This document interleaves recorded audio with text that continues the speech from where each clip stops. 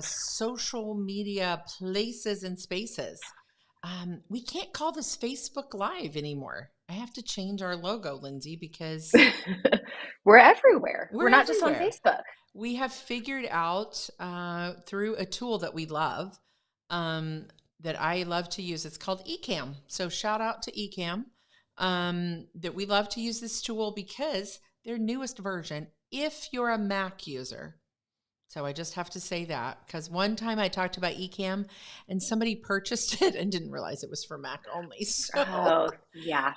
welcome to Live with Lindsay and Teresa, where we Yes. come in every Wednesday, Lindsay, and just talk about real life because we're called the Yep, real life process. So today we're going to talk real life we are. and we're going to dive in.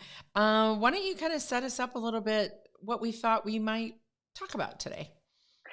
Yeah, we were kind of thinking about what's going on in the life of our business and what we've been talking about with our facilitators and what's on the podcast lately. And we are so excited because back in November, when the book released, we created a film along with Visible TV that shows the story behind the real life process. It shows, Teresa, your story and how the real life process came to be, which is very connected to your life story and Mm-hmm. experience.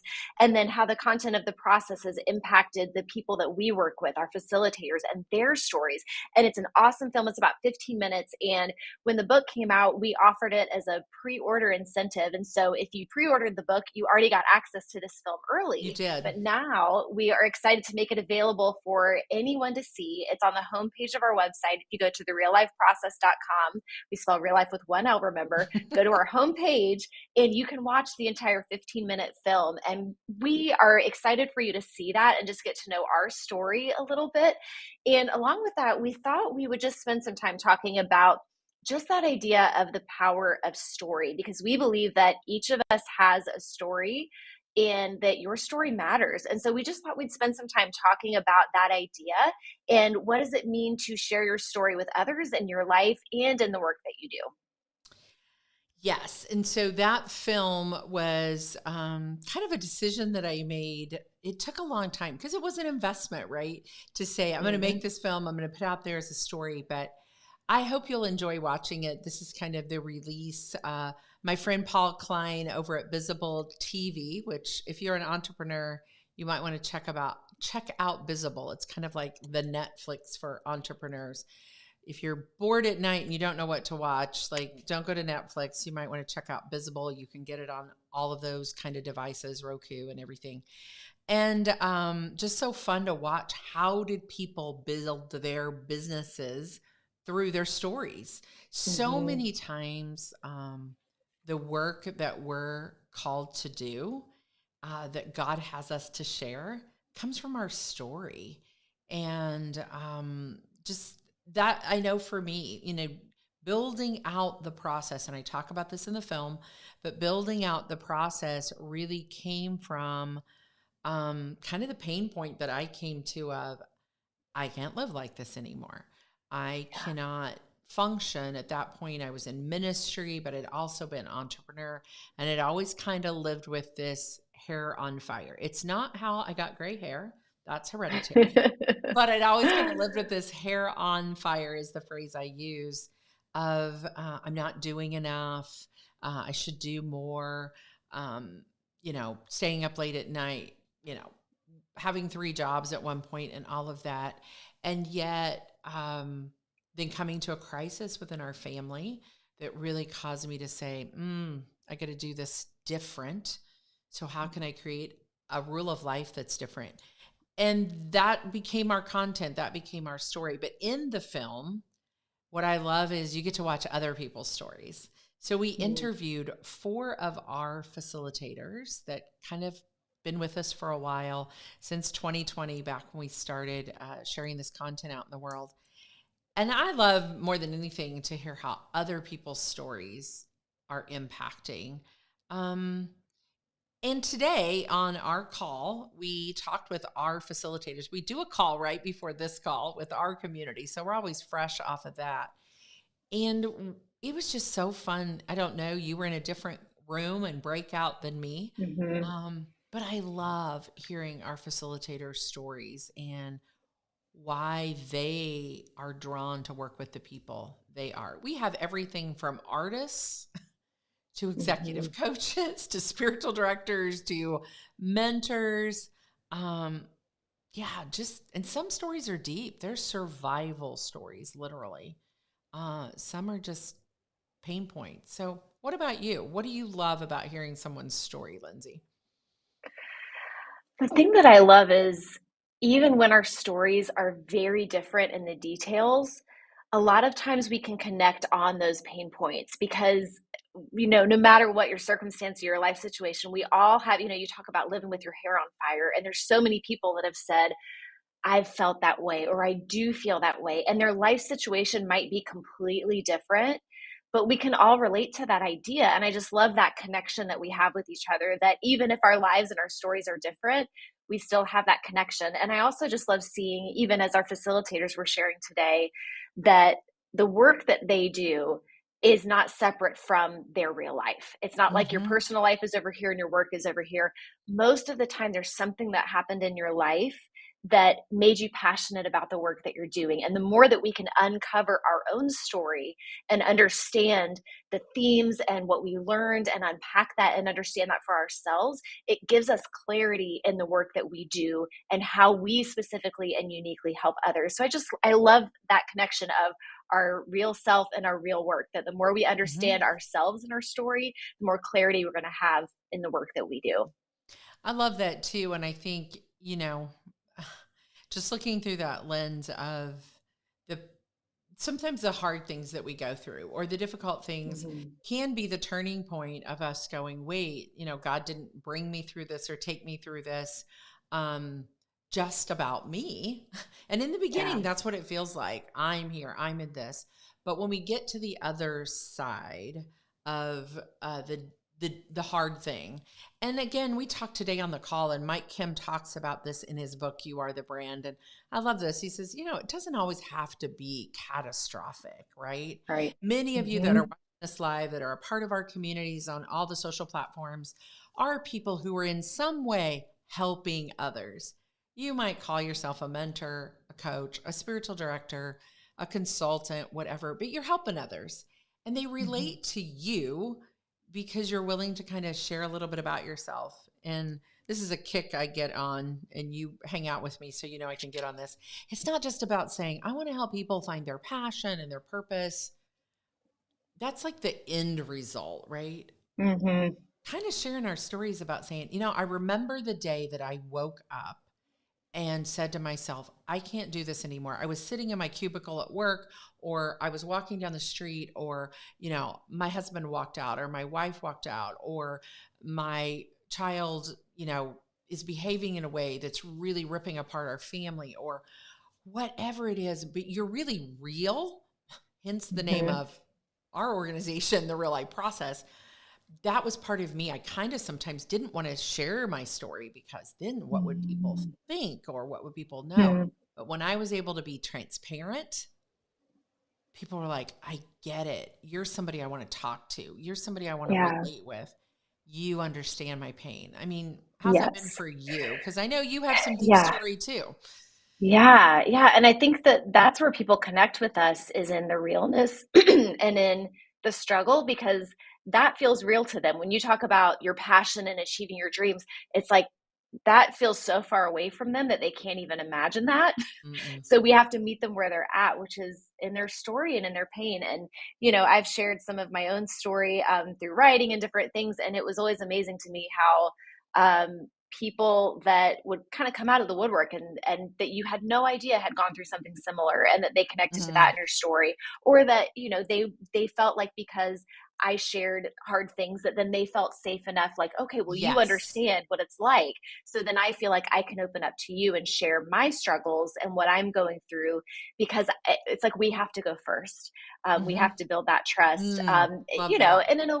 and in a way that is healthy, and that we're not sharing, it's not a tell all, or just sharing all the gory details of our story. And that's something we have to discern, and that you and I have talked about, we've learned sometimes the hard way of what to share and what's just for us. We can do But I the think it's overshare.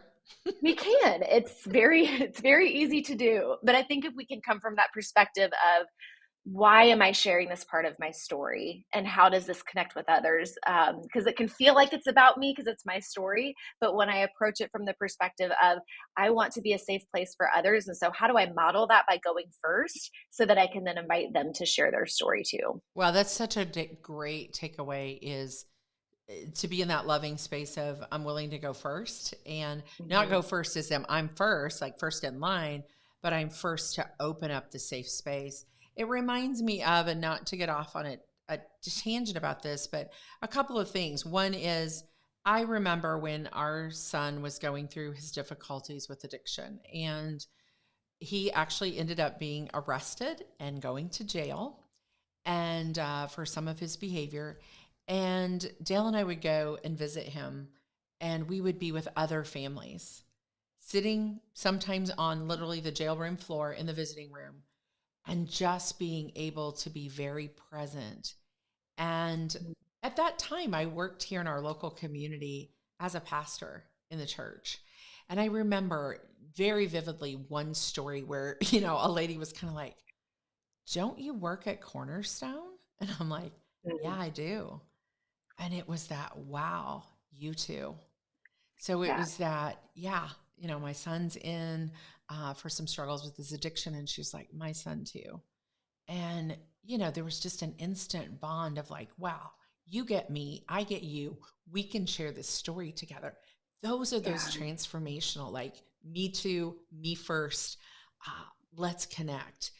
Yeah. From there, like every time we live in a very small town, you and I, and I'll still see people that I'm like, how's your kid? How's this going? How's this doing? So there's that connection of safety that comes in Mm-hmm. those, in those places of being able to share a story. So take that raw like place that I was living in back then in 2015, 2014, back in those days, and fast forward it to the book that I wrote in November of 2022 that we just released. Do what matters, live from rest, not rush. So the journey from those raw, really hard places into the first 3 chapters of the book and being able to share the story in an overview, not gory details. I didn't put the story about going to jail in there. Those are all the little things, but Mm-hmm. yet having people say, I get the hair on fire. I get, Yeah. because that was the work I had to do. It wasn't about our son's journey. It was about my journey and Yeah. our family's journey. And so, yeah, there's appropriate places and spaces to do the details in the story. So that's not what we're talking about here. We're talking Right. about if you're in some type of helping profession, that you hang out with people and listen to stories and help them grow businesses or do things or unpack things in their lives. How can you be in that place? And I want to just bring this up, seeing we're kind of on this, and maybe you can unpack one of these. In Mike Kim's book, You Are the Brand, he talks about 3 stories. Talks about your personal story, he talks about your business story, and he talks about your customer story. Mm-hmm. Um, could you just unpack, just in case somebody's watching that goes, what's the difference between my Yeah. personal story and my business story? I think the customer story is kind of a easier one, but what's Right. the distinguishing factors that you see Yeah. between those two? Yeah, I think the personal story or the founder's story is more the why behind what you do. Why are you uniquely passionate about this thing, and what in your story connects to the work that you do? And so when you're sharing your founder's story, for you, it was I was living with my hair on fire. I had tried all the productivity systems and they didn't work. You kind of describe your own journey from where you were to then where you kind of got to as you worked through your own inner work and inner transformation. So that's kind of your founder story, is what is your story for that connects Mm-hmm. to the work that you do. And then the business story is more here's when I started my business and why. Here's the need that I saw and how I met it. So it's more the what that in the work that you do. So I feel like the I like founders is that. more the why, the personal why, and the founders is more here's what I do and how I help others in this area. And I would say if you're listening in and you're like, I don't do any of those things, I just want to say you still have a story. Like, Hmm. why do you go to the work that you go to every day? Why does it matter to you to show up in the office space that you're in, or work on the team that you do, or be the creator that you are of a product or an artist or a whatever, you're in the ministry space. Why do you do that? Because even if you're not sharing that out publicly, knowing that for yourself, what's your Hmm. why? Why does that matter? And be able to say, this is why, because this is Yeah. the journey, the journey God has brought me on to this place. Now, Hmm. from that, you may, whether it's now or 5 years from now, develop a passion to say, you know, I want to help in that space. I was thinking about, like, within our church community, people volunteer in different Hmm. spaces and give of their time and their energy. And, if we would ask why you volunteer in an organization, and some of you may share with us, I volunteer here, I do this. Why? Yeah. What's the passion behind that? What's the passion for you with missions, or with, um, you know, gathering food for people that don't have food? Like, when you go back and connect to the why, you show up differently. We have to do that all the Hmm. time, even in the work we do. We can get so in the weeds of, Yes. why are you a nurse? Why are you a doctor? Why are you a writer? Why are you a construction worker? I don't care what you do. Why? Why do you do it? Hmm. And what's passionate, you know, for you and your story around those things? So, Yeah, I think that's so important because it's before you can even share your story, you have to know it for yourself. So it's like mhm. you have to remind yourself of your own story because, like you said, it connects you to your why, and then you show up differently because you're motivated not just by keeping up with because this is what you do and what you have to do, but you connect back to this is why I do it and why I'm passionate about it. Absolutely. So we got a couple things we'd love for you to take action on. Number one, Yes. down in the chat below, um, Hmm. share your story if you want. Write out, like, I love being a nurse because, I love being a coach because, I love doing this. Share with us, what's your love, what's your why, what's your deeper. We'd love that. But then we also have something coming up that we'd love to offer to you as well. So on February 21st, we are doing a masterclass. So if you are someone who calls yourself a coach in any way, shape, or form, or wants to find out kind of what does that even mean, we're doing a master class. And so, Lindsay, would you tell them a little bit about what we got coming up and the wins and the whys? And then she'll post a link down below in the Yes. Facebook. Absolutely. So, if you are, like Teresa said, if you're someone that's a coach or a consultant or spiritual director, you are someone who loves to help people, and people probably come to you for help. But the problem you can run into is how do you actually make money doing this? It's something that you might feel like weird about asking or thinking about, but if it's the work that you do, it's a business. And If you've sometimes been we feel called to it. exactly. And sometimes we might feel confident in the skills that we have, but when it comes to the business building side, we might need some help and support. And so Teresa is bringing this master class and bringing her experience of building a thriving coaching business and sharing the 5 steps you need to take if you want to build a thriving coaching business from the ground up. And so she's going to address things like if you are struggling to find and connect with your ideal clients, if you spend too much time coming up with content to use with your coaching, you kind of want to, you love that side of being with people, but the business side makes you nervous and you're just like, gosh, I don't know how to actually earn income, or am I charging too much? Or maybe you just feel isolated in your business and you just feel like, gosh, I don't have anything left to give to my clients because I'm struggling myself to feel like I even have the support I need. Hmm. All of those things are going to be addressed in this class. It's going to be very practical. You're going to have action steps that you can take from this. And so Teresa is ready to spill her secrets and tell you what this looks like. I am. And, I've been doing this for about 7 years. And so I've Mhm. learned a few things along the way. And one of my passions is I've made some of the mistakes that you don't have to make. And so if Exactly. this interests you, like, I've thought about growing something, I've thought about doing something, this might be a great class for you to come. It's absolutely free.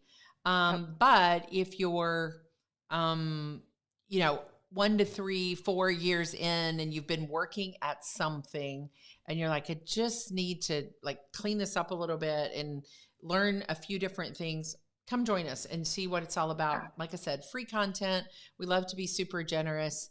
And we will be sharing some things with you about what we do and the work we do. We want to be very transparent about that as well. But we'd love for you to join us. It's not a webinar, it's a master class. So we're all going to be on together, discussion, very personal, very interactive. So Yeah. So we'll I'll put put the a link link in the here. comment. Yep, we sure That you will. can register. Lindsay will be there too. I will. She'll be sharing, you know, that she does a lot of the marketing stuff with us in our business, and that's kind of her role on the team, and that's a part of building your business. So she'll be around as well as some of our other team members as well. So thanks for joining us. We went a little longer today because we wanted to explore a little more and then tell you about some things. Post in the chat. Lindsay and I always come back. We always catch up with you later. We know many of you watch the Facebook Lives in other places. So we'll check all the platforms and see what's going on out there. And thanks for being with us today on a Wednesday. Thanks, Linz. Thanks, Teresa. Bye, everybody. Bye, everyone.